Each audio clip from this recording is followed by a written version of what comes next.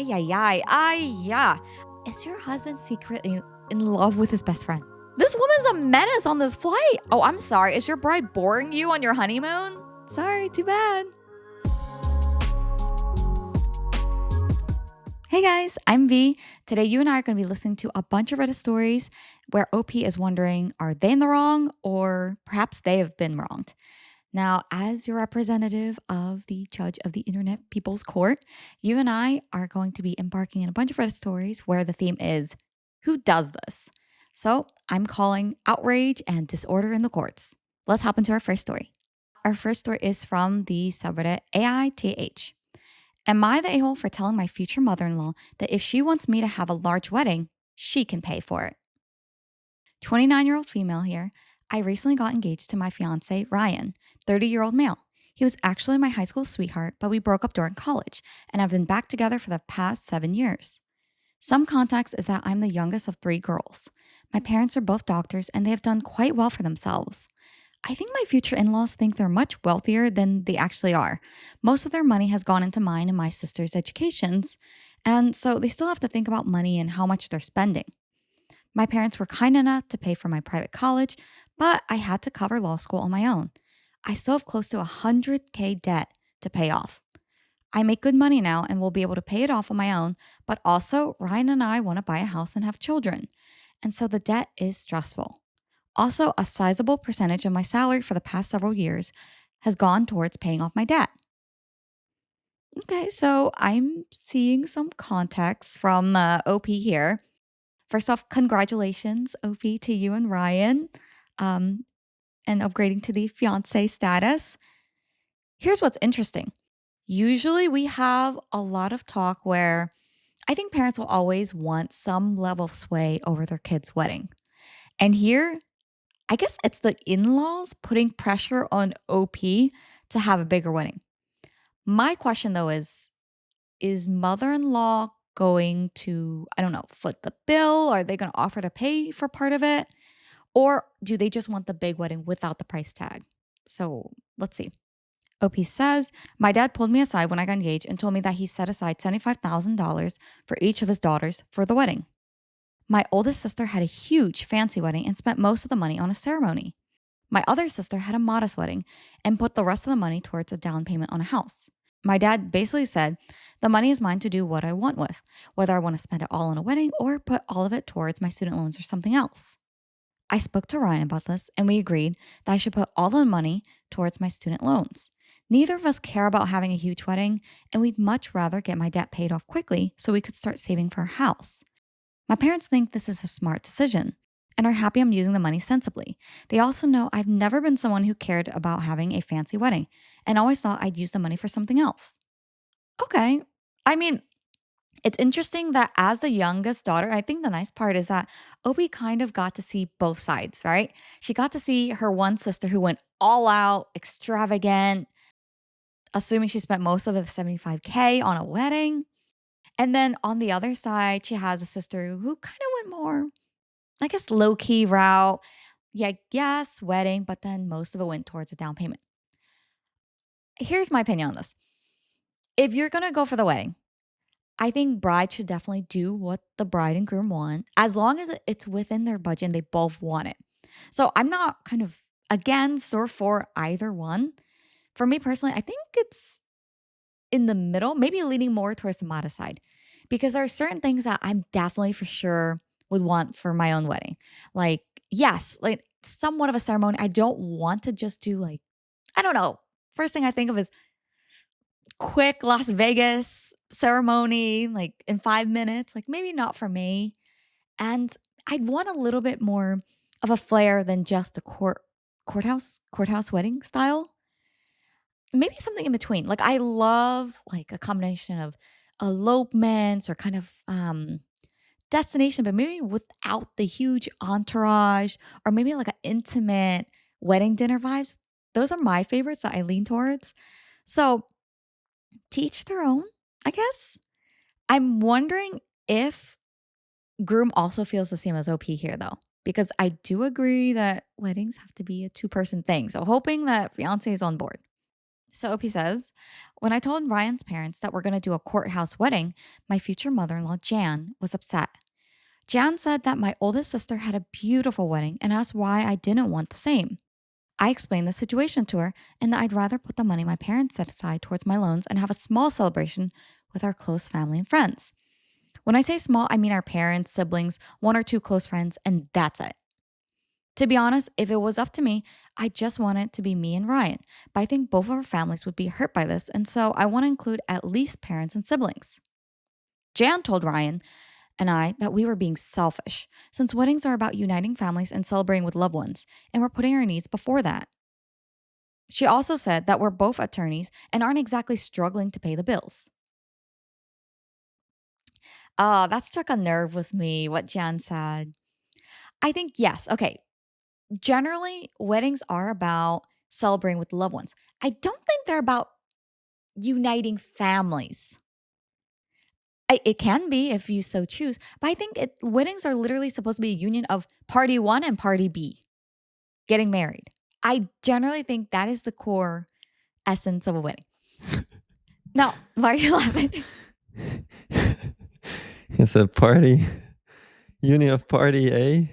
And party B. Or did you say party one and party B or something? I said party A and party B. Or did I say party one, party B?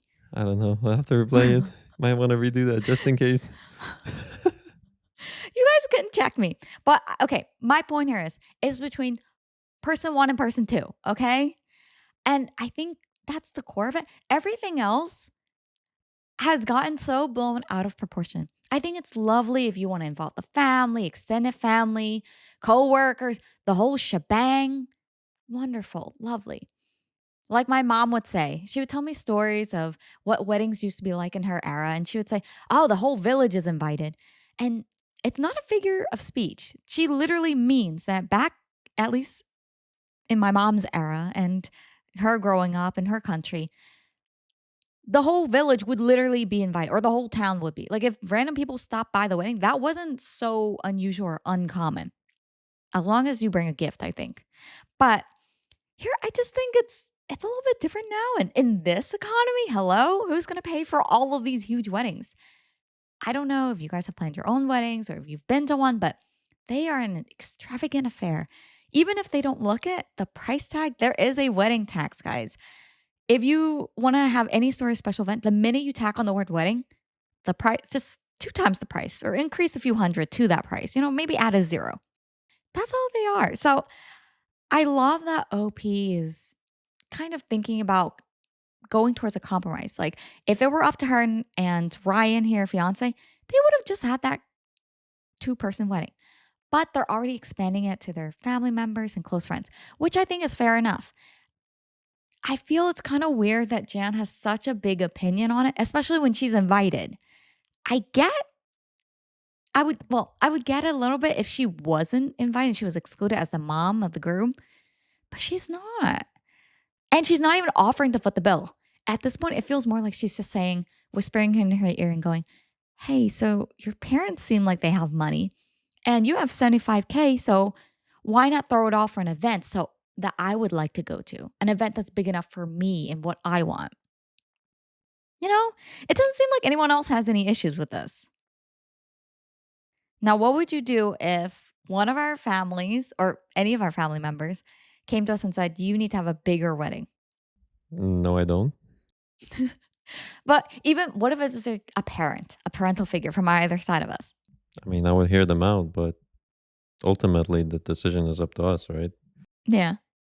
Well, I can tell you guys a funny story. So it might not come as a surprise to you that Vietnamese weddings are generally pretty big. I'd say like a regular wedding is around like 200 ish people plus, I would say, of all the Viet weddings I've gone to. And when I told my parents that I might not want, well, not might, I don't want this huge 200-person wedding, I think they heard it, but they didn't process it. So I told them a while ago, maybe like almost a year ago now, I could say. And then recently I had a conversation with them.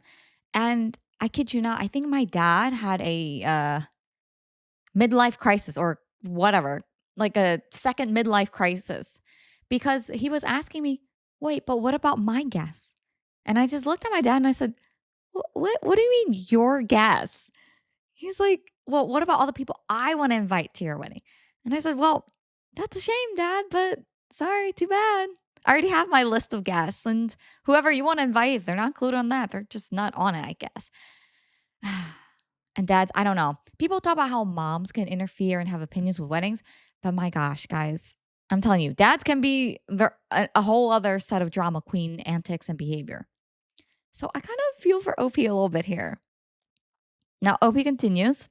She asked if that we would consider putting half of the money towards the ceremony and half of it towards my loans. And we said no.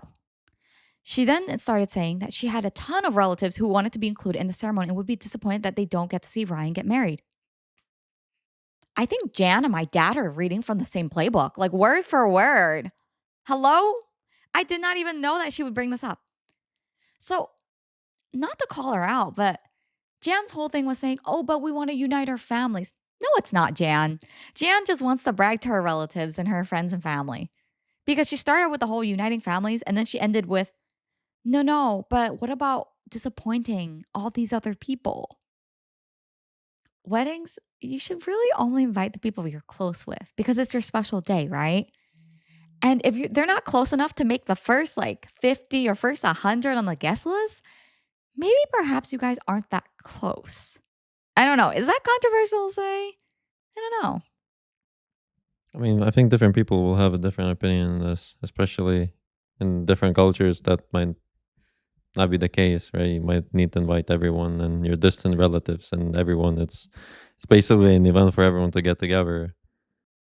But then why not just have a family reunion at that point? I think too many weddings confuse family reunions with a wedding. I think they've become synonymous in some cultures. I think it's just different meaning to different people what the wedding is about. I know. I just hate it because then the couple always ends up being the one who are most pressured to accommodate everybody and make everyone happy, though. That's the sad part. Well, let's see how OP deals with this. OP says, Ryan told his mom that she was being a hypocrite since she literally eloped and didn't include her family in the ceremony. Jan started crying and saying it was a huge mistake to not have her family there, and she didn't want Ryan to make the same mistake. I stepped in and told Jan that if she wanted to pay for a wedding where all of her relatives would be included, then Ryan and I would be happy to take her up on it, but the money would have to come from her since she's the one who cares about us having a large wedding. This upset Jan, and she told me that the woman's family is supposed to pay for the wedding. She said that it's selfish that two doctors wouldn't help with my student loans and also pay for a ceremony. This set me off since my parents have been extremely generous with me, including paying 100% of my undergrad tuition. I told Jan that my parents have worked hard for my sisters and I to have everything we needed growing up and to pay for our educations, and I don't feel right asking them to contribute to a fancy ceremony on top of everything they've already given me. Ryan was furious and told his mom that he doesn't want her at our wedding if she's gonna act like this. We ended up leaving, and Ryan hadn't spoken to his mom since. I talked to my oldest sister, and she thinks I'm being selfish too. She says I should put some of the money towards a wedding and some of it towards my loans so our families could enjoy the special occasion. But I've never wanted a big wedding, and I'm stressed about my loans and just want them paid off. Am I the a-hole? If you guys like more wedding stories and want to hear more of those, don't forget to like this video and hit subscribe, guys. Let's get to 3K together. Thanks. I think, well, I hope that most of us are in agreement, but no? Just I feel so bad for OP. Like it makes me squirmish for her. Because on one hand, she and Ryan just want to have a special intimate event. And then she has all these other family members. And I can't even say other people because they're not exactly other people. They're more like intimate family members whispering, and in this case, perhaps being very vocally scolding her a little bit and criticizing her for not having this big, extravagant wedding. I think part of it is that there's become this expectation that weddings need to be this huge, like, I don't know, grand ball level of an event. And that's just not true. I think when I first started looking into wedding planning, I had that expectation where, oh my gosh, weddings are supposed to be like this. They're supposed to have, extravagant food, extravagant decor, florals to the nines, fanciness of the fancy or fanciest of the fancies. But then when I look at the price tag and then reading, honestly, Facebook groups of other brides, of stress brides, and just looking at Reddit threads from other brides, not everyone does that. And most people don't. A lot of people invest a lot smaller budget than OP's 75K budget and or however much she's planning to lot. And it's not even like I guess Jan's argument of, well, I have regrets, so I don't want you to go through regrets. Like, I get that she's trying to help, but her argument really doesn't hold any water here because she eloped completely. So it was just her and her husband. In OP's case, she's inviting all their close friends and family. The only thing she isn't inviting is Jan's relatives and I guess the extended distant family members. So it doesn't really make any sense. I don't know. I'm hoping that OP will hold her ground or stand her ground here, is the phrase, with Ryan. But now it just seems like, in addition to the wedding stress, you have the stress with the loans and stress with the wedding now. Regardless, I think OP is just smarter and better off if she focuses on the loan. It's OP's money at this point, right? OP's Yeah. parents gave the money and basically said that there's no strings attached. You can use it for the wedding or for whatever you want. Yeah. So OP and their future husband can use the money for whatever they want. I think one thing I learned with wedding planning, I guess in the beginning, I thought of it very simply as, oh, it's whatever M and I, or Mr. Deep Voice, as you guys call him, want for our wedding. But then one thing that really struck me is in the beginning of our planning, M said, well, it can't just be for us. You have to consider our guests too. And not that I was going to have them like stand out in the rain or like just sit there and starve with no food or accommodation, guys. Like, come on. That's not the vision. But when M said that, I think it kind of hit home for me that when you're holding an event, even if it's your own wedding, even if you're the bride and groom, you're kind of the host as well in some way. So you do have to be responsible and play up that part. I think there's just basic considerations, basic things you kind of have to do when you're hosting an event, and maybe especially the wedding. People might think about it differently, but like, let's say you're inviting a guest to your house. I don't know, at least in my culture, I think you kind of have you want to be accommodating, you want to Yes. provide food, etc., whatever the guests need. Let's say it's winter, you don't want it to be cold, and Don't turn off the heat, yeah, save money exactly. there. Things like that, like basic things, basic expectations that the guests would have. I think at least you want to meet that for sure, and then anything above is kind of it's I guess up to the couple, whatever they want to do. I agree with that. But in terms of like having to host a big wedding, that to me is not doesn't fall into the lines of like expectation of what should happen during the wedding. Let's see what the comments say. First one from Novel Sprinkles. If she wants a $75,000 party, she can pay for it. You and Ryan want a stable future, which is much more sensible plan than a huge expensive single day. Memories are great. So is financial stability. OP response, LMAO, 100% agree.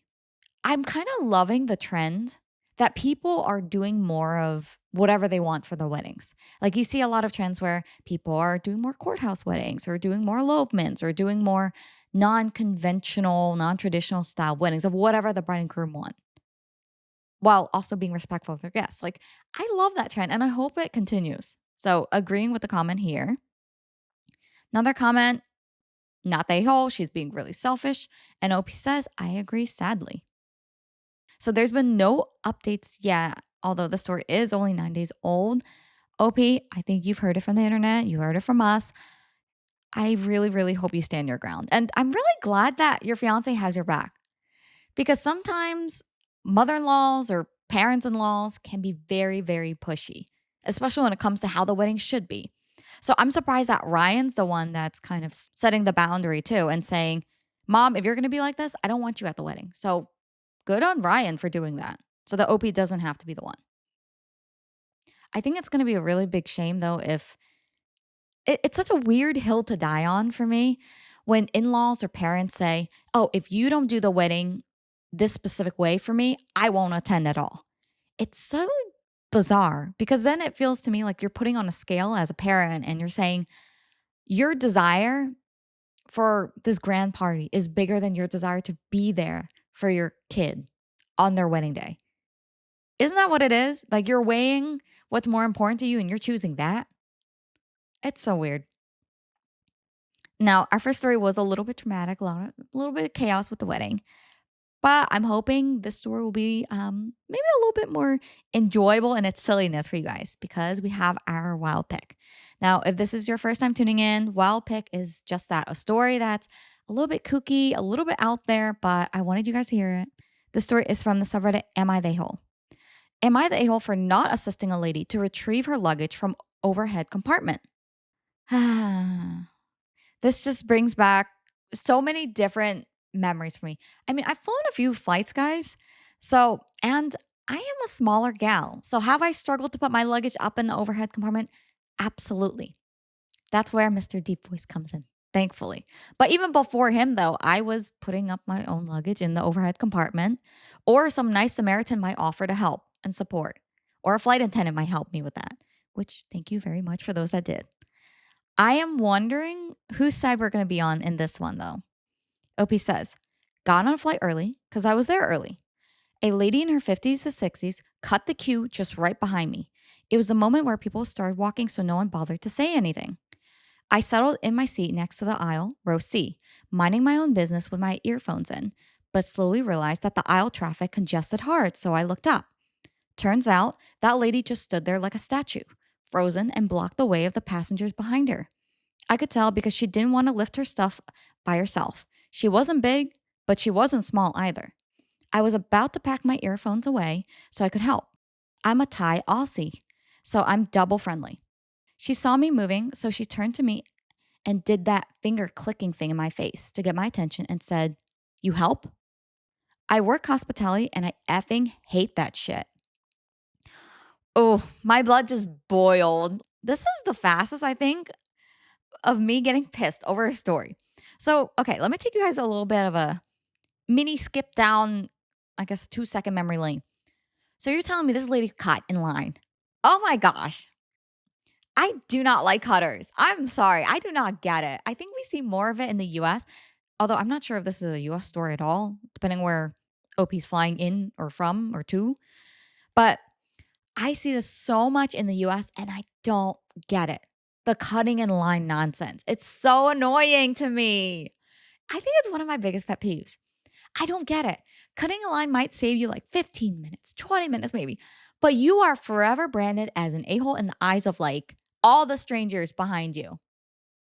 Is it worth it? And you can say you might not care about how people think, but my goodness, down with the line cutters. Guys, where are you going? Why are you in such a hurry? Just, if you're in that much of a hurry, just forget it. Don't even get in line. Go somewhere else. Whether it's a dining space or go somewhere, just go somewhere else. You would literally pass out in Japan if you're a line cutter because it's just not a thing. In Japan, now I don't know what happens in Japan when you line cut, and I'm only referencing Japan because there are literally no line cutters there. When Em and I went, everyone stood in line, everyone was respectful. There was no issue. There was no like, and my favorite is that when people get in line there for restaurants, and it seems to be a normal thing where you get in line a lot for restaurants there, you don't have this horde of mass forming like a funnel of a line. You know what I'm talking about? Where it starts a line, but then all of a sudden you have 4 people standing side by side, and then the mass just goes into this blob. And it's kind of like a pseudo line. No, no, no. They have single file lines there, guys, even on the escalators. So it bothers me that this lady is cutting. And you know what is weirdest to me? When people cut in lines to board a plane. We're all going to the same place. Where the heck are you going? We're all literally, the plane is not gonna fly off without you. I mean, unless you're late. But if we're all in the same line, like usually, at least in the US, I don't know how airlines work in other countries, but there's like, what is it? Zone 1 through 4 that boards. I think we usually get like zone 3 or even later. But literally, we're all, I assure you, as someone who has been at the end of the line, it's okay.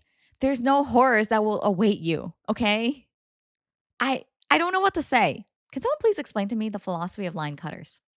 Well, I can't really explain why people line cut. I mean, I think they just don't care. They're selfish or not aware. I think that's maybe, How can you not be aware? You see like all these people and you're just like, "Oh, let me just squeeze in right between these two people right here randomly." I don't know. I think some people are just either clueless or, as I said, they don't just don't care. But in terms of flights, if you are if the flight is full, a lot of times there's not enough overhead bin space for all your bags if you're the last one there. So then you're forced to check in your bags, which if you also need your bags or need something in there, then you have to take those items out and potentially your bag might get destroyed if it gets checked in, etc. So I think I can see some benefits of getting early and getting the overhead bin space. Ah, but So it's getting early. Okay, don't cut in line and well, just get there absolutely. I'm earlier. not justifying it, but maybe that's Yeah. partly the thinking of why you want to get there first. Or like there's benefit. I guess that's the benefit is that you won't have to do that. I mean, I get it, but at that point, I still think well, the onus is on two places. One, the dumb airlines for not calculating or accommodating enough like luggage space, in my opinion. Because if you don't have enough luggage space for carry-ons, maybe either inform people ahead of time or don't sell like don't max out on the ticket seats. I don't know. That's my take on that. And the person should probably come earlier at that point. Yeah, it's weird. Some airlines, I think, you have the carry on, right? And Yeah. but then people have the personal item, Yeah. which sometimes they bring the whole, Oh basically yeah. almost another carry on that they cannot fit under the seat. So they use the overhead bin space for that item. So then becomes the whole mess of where people, even with a single carry on item, don't have enough space for it. I mean, airlines suck. That's it. I like how you ended up with in conclusion, airlines suck. I'm so annoyed by it. So that was already kind of strike one for me with this lady. And then, okay, tell me you guys didn't picture this. That OP was already thinking of helping, but then she's just standing there holding up the line for everyone else. Like she's not even asking for help really. She's just kind of standing there like expecting help to kind of come from the woodwork or rise from the shadows, some hero to help her without her lifting a finger to ask. Now, when she did lift that finger though, I got annoyed because okay, OP describes as she turned to him and did that finger clicking thing. Did she literally do you help? Like, did she do that? I am so annoyed. That is so degrading. It's so condescending. Like, mm. You know how some people say you shouldn't judge a book by its cover, you shouldn't judge people by a moment of a mishap or a moment of no, no, no, no, no, no. You can. I think some moments, sometimes 5 seconds or even a minute or an action is enough to judge a person and see who they are. Because that is not something you do by accident. You don't accidentally go, like, you click to a dog, you click to like an animal, you click to like just not a human. It's just such a degrading action to somebody. And the fact that she just goes, you help? Like, first off, lady, can you not speak in grammatically correct sentences? And can you not say it in a kinder way? Because you're asking for help. So shouldn't you say, hey, excuse me, could you help me with this? I'm having trouble with this. Anything? No. The finger clicking like motion was what came to you. That just it makes my blood boil. Would you help if someone did that? It's an old lady, 50s to 60s. She's holding up the line and she sits next to you in this fight. Yeah, I would not. I mean, playing devil's advocate here, maybe it's a different culture, maybe that's okay, but I don't to be honest, I don't know of a culture where that's okay, but maybe that is a thing. In any case, I feel like you're giving her too much of a benefit of the yeah, it would doubt. it would be seen as rude for me, so I don't So you think I just would say help. no? You'd ignore it? Yeah, I would not help. Some people might say it's just do it for the sake of everyone else so we can just board and fly away, but I don't think It's so unfair it's though. not my responsibility to do that, nor it's the OP's responsibility. Now, in terms of responsibilities, would it be flight attendants' responsibility to help? I think so. But here's the thing: I've seen and observed cases where people were struggling to put their I guess, luggage into overhead bins, and flight attendants would just simply not help. Like, it almost they brushed it off. Oh, it's not my job. I'm not. So is I guess the question for the viewers is, do you guys know whether it's expectation for the flight attendant to help in these cases to put the luggage up in the overhead bins, or is that just your own responsibility to figure that out? I don't know. Maybe if some of you guys travel more, like, or just know this off the top of your head, you can let us know. I've observed a similar thing, but I noticed that if it's to be honest, male flight attendant, usually they would help. Like they would grab it. I don't know if it's just because it's easier and they don't think much about it or what, but I've actually saw something happen where female flight attendant didn't help, and she actually said, "No, I can't because I will hurt myself. Like I'll throw out my back or something like that." And she was on a smaller side. So I wonder if it's a safety concern. Maybe it is. But then it begs the question, who should do it then? Because if the Right. person who boarded the flight can't do it and a flight attendant can't do it, well, what is the thinking here? You hope for some nice Thai Aussie person to come along and help you do it? Like, what is the thinking?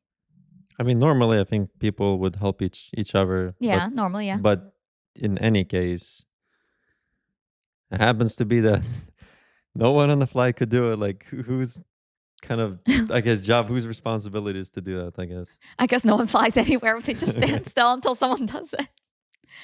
Oh, I'm just so annoyed though. And I'm feeling bad for OP already because she's a seatmate. Imagine you sit next to this person. Just, oh my God. There's no way she's a pleasant seatmate. There's just no way. I'm calling it. But let's see. OP says, but it was that moment of confusion, if you know what I mean. Like, I was going to help anyway, so might as well just help her so people get to move on. But shit, I had the worst flight. She interrupts my movie so I could open her water bottle. She interrupts my game to unpack her snack. I was sleeping and she literally turned on the light on purpose to wake me up for some stupid shit that I had now started to ignore. Also, whatever I did for her, she never said thank you or smiled or none. The plane landed and she did the same shit to me again, but now demanding that I retrieve the luggage for her. I declined in the most polite way possible. Quote, I think you should ask the staff to assist you. I thought I would feel good, but I could sense all eyes looking at me like, wow, this dude is heartless AF. Just ranting, I guess. Mateship in Australia is a thing we live by, but I don't know how to feel when people take this for granted. Am I the a hole? Oh my gosh. First off, I understand she's a 56-year-old woman. Fine, you can justify it. Well, not justify it. Give the excuse that, hey, maybe she's really weak and she can't get her luggage or put it up there and she needs help. Fine, she needs help. But can she not open her own water bottle? Can she not open her own snack? Is she, frankly, does she not have use of her arms? As far as I know, OP is not saying anything about the lady's physicality other than the fact that she's 50 to 60 year old. So is she a baby? And who does this? She turned on the light on purpose to wake me up for some stupid shit that I had to start to ignore. This woman's a menace on this flight. I just imagine she's turning on the light, so it's shining into OP's face as he's trying to sleep. And she's like, wake up, wake up, wake up. Open my snack bag. Open another water bottle for me. Like, what a nightmare. I'm the type to, okay, I might try to take the more civil way out. And then after a few more repeat occurrences, I would literally just go, okay, lady, let's get something straight. You need to chill and stop being such a baby. You are 50 to 60 years old. You have probably like seen 3 times the moons I've seen revolving around this planet, okay? You need to chill. Like, please. And then I would call the flight attendant to complain because this woman's crazy. Legit crazy. I think if a Gen Zer was gonna sit next to her, she would be on blast on TikTok or something. She'd be one of those viral videos of how not to behave on a flight. Horrendous. But I'm really happy that OP decided to just nix it and then just say, no, I am not going to be helping you. You should ask the staff. I think you should have just said that the whole flight. I hate that at the end, of course, people are going to judge because they don't know what a nightmare it's been to sit next to her on the flight. So they're all looking at him like, Wow, look at that dude, not even helping that poor old lady get her luggage. Please, that poor old lady's fine. Also, what is mateship in Australia? Is that a thing? Is it just like another term for like being nice? Like just being generally polite to other people or being kind? Because mateship, I've never heard of that phrase, although I am US based. If you guys are Australia based or any of you Aussies listening in, do let me know. I'm guessing it's some sort of like nice friendship, camaraderie type of thing. Let's see what the comments say. First comment is from Also the Bear. I would have been super turned off by the finger snap. That's like what a parent or teacher would do to a kid who was playing with their earphones in class. She probably felt in that moment like you were inattentive to the congestion going on and you should have been alert as a plane passenger teammate while everyone boarded. She really should have instead tapped you on the shoulder and said, "Excuse me, please assist." She might not have perfect English, so we can assume she meant, "Can you help, please?" But that finger snap also really rubs me the wrong way, and I'm assuming it transcends language barriers. Yeah, I can excuse maybe the language and the grammar maybe at first, but not the finger snapping, tongue clicking thing that she was doing. Like, no, that's a no for me.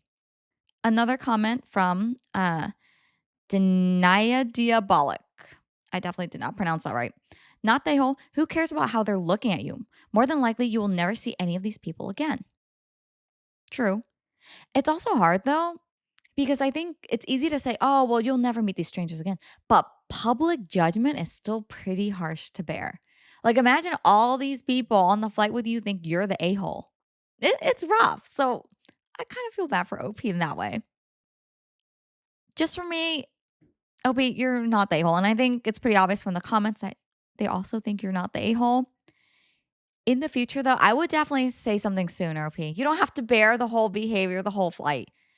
My condolences to anyone who's ever had a bad seatmate, I guess, flight seatmate or flight neighbor or seat neighbor. And if you guys have any crazy neighbor, flight neighbor stories or boarding airline stories, let me know. Tell me I'm not the only one who has had crazy encounters with people on the flights. Our next story is from the subreddit AITH. Now, you guys know with Halloween coming up, obviously I had to throw in another Halloween story. OP says, "Am I the a hole for telling my boyfriend he shouldn't take his girl best friend for couples costume for Halloween?" Some of the grammar, I feel like some of these OPs, they always miss like an or an a or a the somewhere. So let me review that. Am I the a hole for telling my boyfriend he shouldn't take his girl best friend for a couple's costume for Halloween? I don't know. I think I may be wrong. My boyfriend is 26-year-old male and I, 23-year-old female, have been together for 8 months. He's very kind to me and has never raised his voice or lost his temper with me. I was introduced to his friends very early in our relationship and I get along with them just fine. He and his friends have been friends from nursery days and they're all very nice to me. He has a friend, Vivian, fake name, who, along with his two other friends, plan for Halloween every year in advance. I've never doubted any foul play about them, and I've never wanted to be the jealous new girlfriend who ruins relationships. The problem is that my boyfriend works in a firm where they apparently throw Halloween parties. He goes with one of his friends every year, and this year was Vivian's turn to go with him because last year he went with his friend Tom. Plus, he and Viv have a thing about scary costumes and horror, and they share the same love for Halloween. The thing is, I love Halloween too. My boyfriend knows that, and we share that common interest too. Granted, I can't just claim a common interest, but he didn't even ask me once if I wanted to go with him, since he and Viv started planning 2 months ago. We were dating then, and he never mentioned it to me. It's just that I thought that he could have at least asked me. Um, so I don't know what the current landscape of dating is like and when you classify something as serious, but to me, if you're dating someone with a serious intention, no matter how long it's been, it's serious. So, yeah, they've been dating for 8 years. I think that's long enough. What's weird to me is usually for work events or parties and you're going as a duo of some sort, wouldn't you typically invite your significant other first? And I get that Opie's boyfriend has a tradition where he's goes with one of his friends, rotates through his friend group and goes with them to a Halloween party at his workplace, but you have a girlfriend now. I think that is a cause for maybe switching and maybe setting some boundaries or maybe changing some traditions. I'm not saying he can't take his friend, but based on the prompt, I'm a little bit weirded out that they're going as what I suspect to be a couple's costume. But let's see. Opie says he mentioned to me 2 days ago that he and Viv had their couple's Halloween costumes ready and if I wanted to see them. I did not feel as positive about it as I should have, and I guess I showed on my face because he asked what was wrong, and I asked him why he never even asked me to go with him once. He didn't get mad, but said that he won't change his rituals with his friends for his relationship. He told me I knew about it early on, as he told me before. I felt hurt, and I told him that's a hurtful thing to say, and he didn't respond. He's been giving me the silent treatment. Have never expected him to dump plans with his friends for me, ever. I don't mind when he does escape rooms with Viv or always has hiking plans with Tom and the others. The only reason I thought he could have asked me is because I love Halloween too and thought it was a common interest. But now I feel like I've stepped over the line and I feel really awful. Am I the a hole? No. It's one thing if this is his thing and he told you about it way long before and asked you for your input. And, if you were okay with it and you guys are fine with that arrangement, fine. But it's kind of a red flag to me if you're dating a guy and he's refusing to change anything about his life for you. The fact that his reason is, oh, I'm not going to change any of my rituals with my friends just because of a relationship. Well, do you not take this relationship that seriously then? Because you guys have been dating for 8 months now, and that's still his stance. Like, it doesn't seem like there's even open room for conversation about it. And the is he just clueless or is there something else going on? Because he has the audacity to tell his girlfriend, "Hey babe, so I plan on taking my girl best friend and we're dressing up in a couple's costume to my workplace's Halloween party. What's the problem?" You really don't see any problem with that scenario at all? And let's be real, to work function type of events, don't you usually go with a significant other? I'm worried because I feel like some of the comments are going to say, "Oh, Opie's so insecure. If she was secure in her relationship, she would let her boyfriend go and dress up in a couple's costume with another girl." I don't know. Maybe I'm the outlier here, guys, but no, that can't be me. You guys do you, but it can't be me. I just think if you're gonna dress them, you could do something like a silly. I feel like between best friends, wouldn't you go like comical? There's plenty of duos that aren't couples costumes, Like you guys could be ketchup and mustard. Pretty, I think, platonic enough and still fun. Or like peanut butter and jelly. Or like crawfish and a butter stick. Or crab legs and a butter stick. Or I don't know, soup and bread. I realize all of these costumes I'm coming up with are food related now that I say them out loud. But I think they're good. Like those are good platonic yet theme type of costumes. My biggest beef here, I think, is the fact that he didn't even ask his girlfriend to go. I think that's weird. Opie, your boyfriend's weird. That's my verdict. You're not the a-hole. Opie's boyfriend is. And the way he's kind of gaslighting you into thinking, you're overreacting, babe. It's not that big of a deal. He sounds like the type of guy to do something questionable and then go, "It's not like that. You're overthinking. You're being emotional." I'm getting that vibe. In my opinion, once you're in a relationship, I think it makes sense to ask your partner first. No And matter if, at the time, or does time matter? well, whatever you guys think, you can, consider yourself Serious couple? as a couple or you're in a relationship, right? Kind of common courtesy to mention something like that. What do you think about OP's boyfriend still saying kind of, "Oh, I'm going to go with my best friend because we've been doing this for years"? I'm kind of 50-50 on that. I don't think it's too bad in itself, maybe if that's all I heard, but I think the OP's boyfriend also mentioned that he's not willing to change anything Yeah. in regards to his friends when I guess he's in a relationship. So that to me is a bigger red flag because as much as you can say that, most likely there are going to be things you're going to have to change or adjust or Yeah. set certain boundaries now that you're in a relationship. So I kind of find it weird because, like, one of my best friends is a dude, right? And I could never imagine putting myself in a place where if the girlfriend was uncomfortable, if his girlfriend was uncomfortable with it, I wouldn't, even if we had some sort of long standing tradition, I would say we can adjust the tradition. Things can change. Like, especially knowing her feelings about it, girl code, step back a little bit. It's kind of weird to me that not only are they going, like, okay, I agree with you 50-50. Like, I see where you're coming from. Like, people have different traditions, something that they're comfortable with. And I'd be fine with this if OP was fine with it.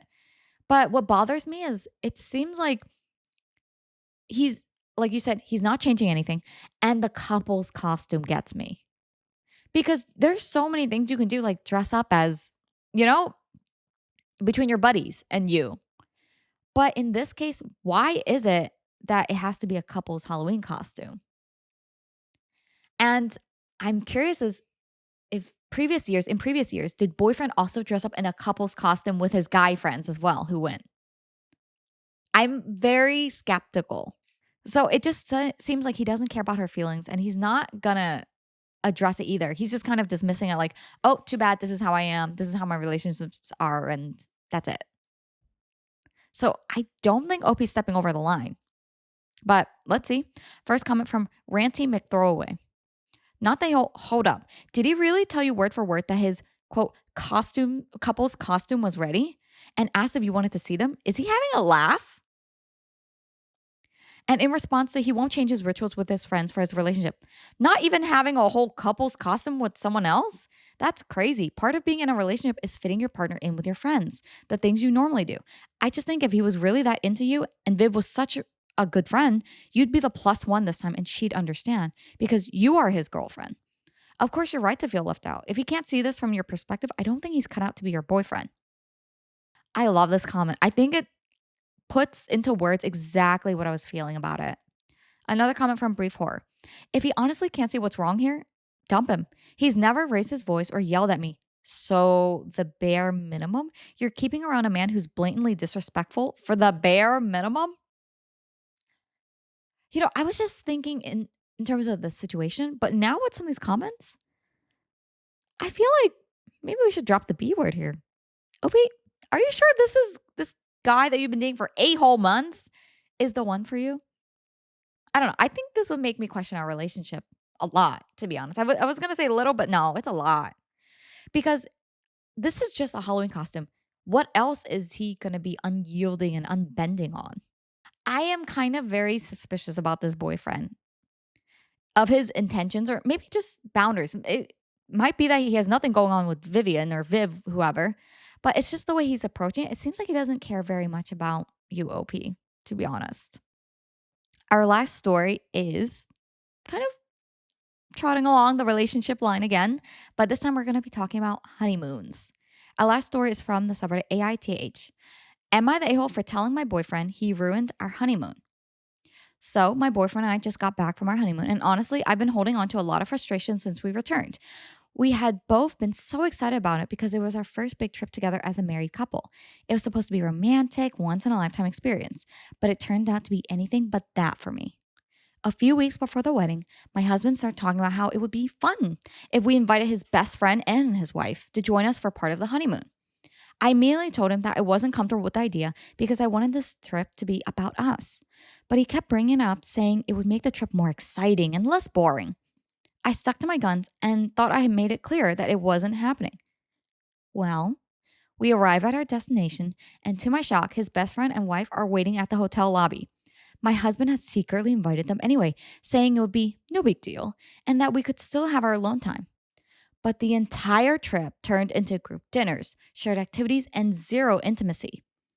I barely got any time with just him, and when I brought it up, he acted like I was overreacting. He said we could go on a private vacation another time, and that I should be grateful we got to travel at all. When we got home, I told him he ruined what was supposed to be our special honeymoon. He just shrugged and said I was making it a bigger deal than it was, and that we'll have plenty of other trips. I can't shake the disappointment though, and he still doesn't seem to get why I'm upset. Am I the a-hole for feeling like my honeymoon was ruined and telling him so?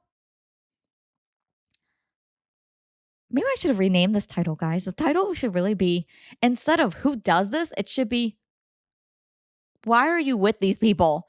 Um, ay, ay, ay, ay, yeah. I just, is it too late for an annulment to the marriage? Is it too late? I heard it's like there's a time period, right? Of 24 hours or like maybe is it 2 days? For your sake, Opie, I'm hoping it's 2 weeks. Oh my gosh.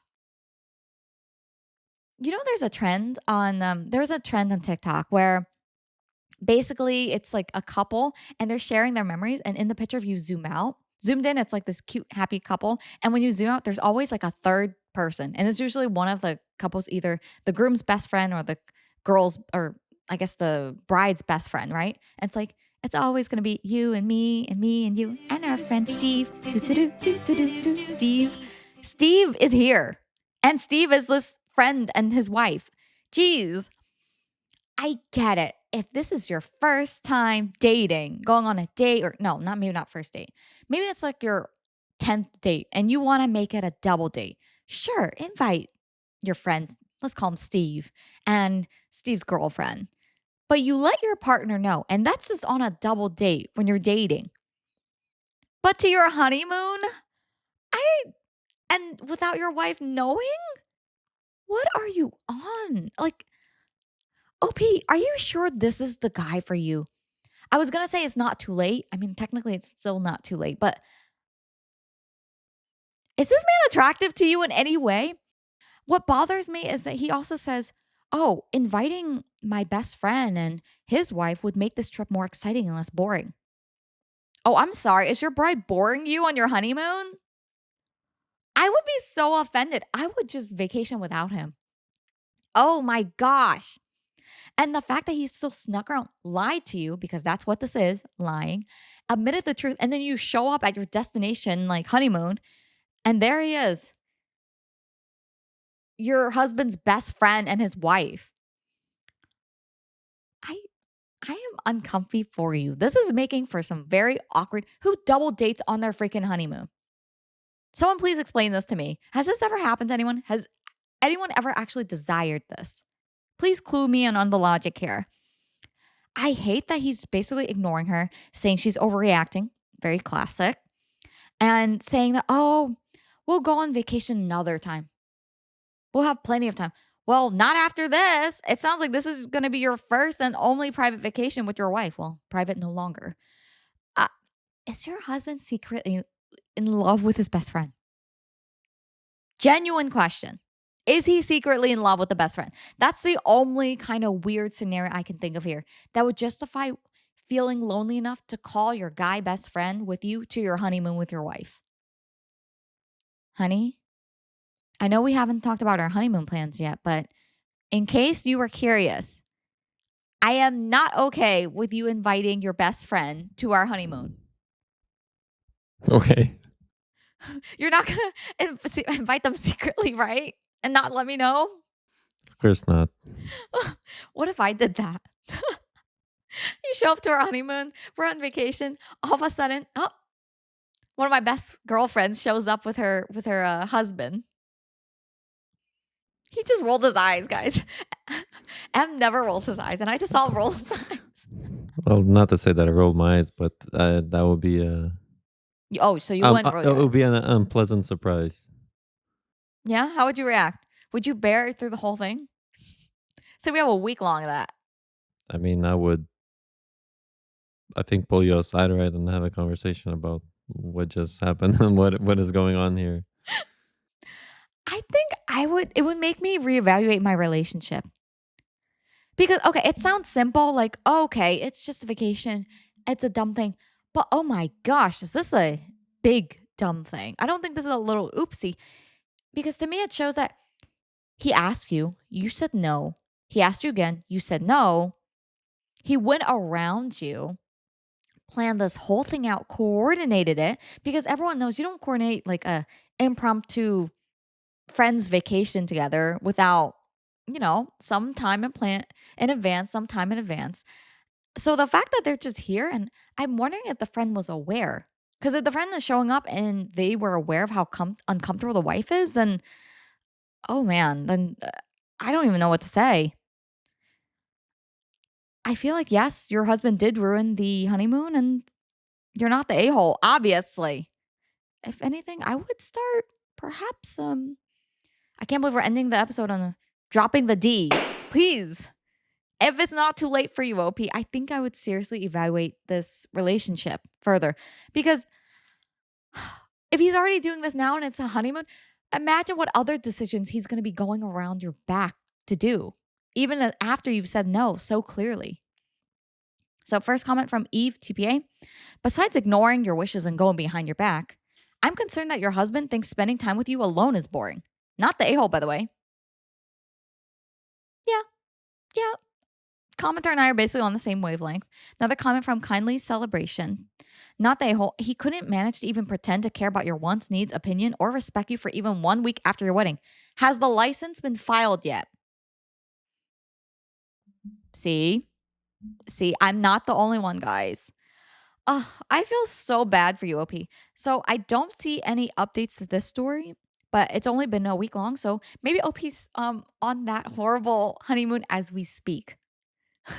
And if you are OP, I wish you luck.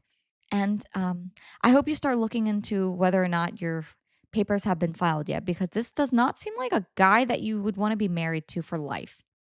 So I hope that you guys have enjoyed these stories. We've kind of danced around in different phases of the relationship. So we've had a honeymoon one, a wedding one, a dating one. It's been a little bit chaotic, even with a Halloween spooky one.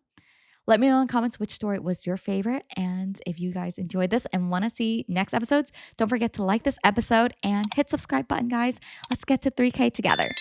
And if you're listening to me on Spotify, don't forget to give me 5 stars, please.